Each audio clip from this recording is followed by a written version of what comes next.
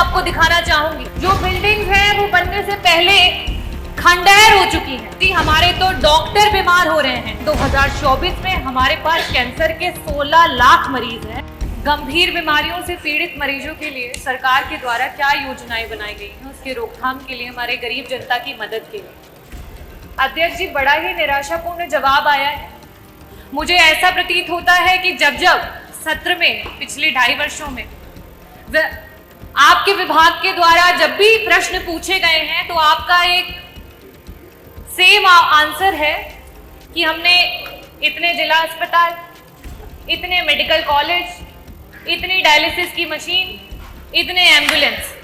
अध्यक्ष जी, मेरा बड़ा ही स्पष्ट सा सवाल था, और अगर आपने ये बताया है कि आपके इतने जिला अस्पताल, इतने मेडिकल कॉलेजेस हैं, तो मैं इस सदन के माध्यम से जौनपुर से जो हमारा मेडिकल कॉलेज है उसकी कुछ पिक्चर है वो आपको दिखाना चाहूंगी कि जहां पे काला पानी तैर रहा है। जो बिल्डिंग्स हैं वो बनने से पहले खंडहर हो चुकी हैं, ये स्थिति है। और आप इसे गिना करके जवाब देना चाहते हैं कि आप अपने विभाग में क्या कार्य कर रहे हैं।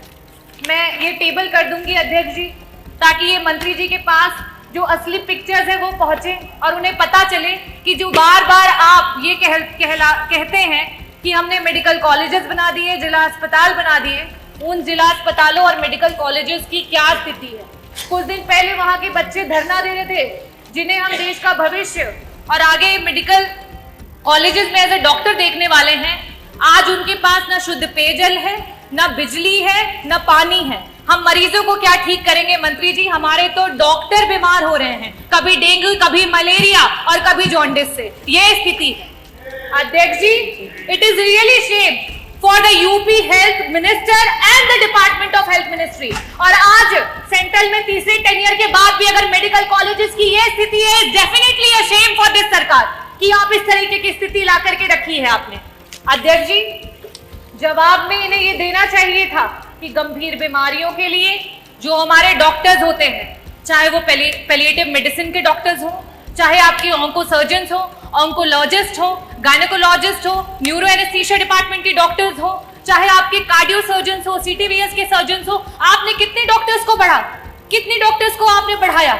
आज पेशेंट्स के अनुपात में आपके पास कितने आईसीयू के बेड्स हैं, कितने वेंटिलेटर्स हैं? अगर ये जवाब आता तो वाकई मुझे लगता कि आपके विभाग को कोई जानकारी है और सही में आप सरकार की और जनता के लोगों के लिए कुछ काम कर रहे हैं। अध्यक्ष जी, मैं वापस से अपने प्रश्नों पे आऊंगी कि मंत्री जी, सिर्फ और सिर्फ आपसे 2 प्रश्न हैं और उसके उत्तर गोल गोल ना घुमा करके सीधी तरीके से बस बता दीजिए कि आज उत्तर प्रदेश कैंसर जैसी बीमारी में देश में टॉप कर रहा है। ये प्रदेश आज इस समय वर्तमान में 2024 में हमारे पास कैंसर के 16 लाख मरीज हैं और हर वर्ष 2 लाख मरीज आपके बढ़ते चले जा रहे हैं।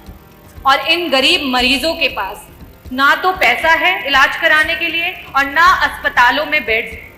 इन परिस्थितियों में अगर वो मरीज किसी प्राइवेट अस्पताल में जाता है, बड़ा बड़ा एस्टिमेट मिलता है। क्या सरकार कैंसर के सारे उत्तर प्रदेश के मरीजों को उनका जो एस्टिमेट जहां से भी बन करके आता है उसका एक मुश्त में पैसा उपलब्ध कराएगी कि नहीं कराएगी? मेरा दूसरा सवाल है मंत्री जी कि आज जब आपने जवाब नहीं दिया कि आपके पास सुपर स्पेशलिटी के डॉक्टर्स कितने बढ़ गए हैं, पेशेंट्स के अनुपात में वेंटिलेटर और आईसीयूज कितने हैं, तो इन परिस्थितियों में जितने भी आपके प्राइवेट उत्तर प्रदेश के हॉस्पिटल्स रन कर रहे हैं जहां पे वेंटिलेटर्स और आईसीयू की सुविधा उपलब्ध है, उनको पीपीपी मॉडल पे, सरकार तो पीपीपी मॉडल पे बहुत काम कर रही है, जगह जगह पर आप इसके बारे में एडवर्टीजमेंट्स करते रहते हैं। तो आईसीयू और वेंटिलेटर, क्योंकि ये ऐसे मरीज होते हैं, ब्रेन हैमरेज के मरीज होते हैं, इनके पास समय नहीं होता है। मंत्री जी, अगर एक्सीडेंट हो गया, आज बीपी बढ़ गया और ब्रेन हैमरेज हो गया तो तुरंत उसका ऑपरेशन होना है, लेकिन उनके पास पैसा नहीं होता ना वेंटिलेटर पे देने के लिए, ना उन वेंटिलेटर्स पे रहने के बाद।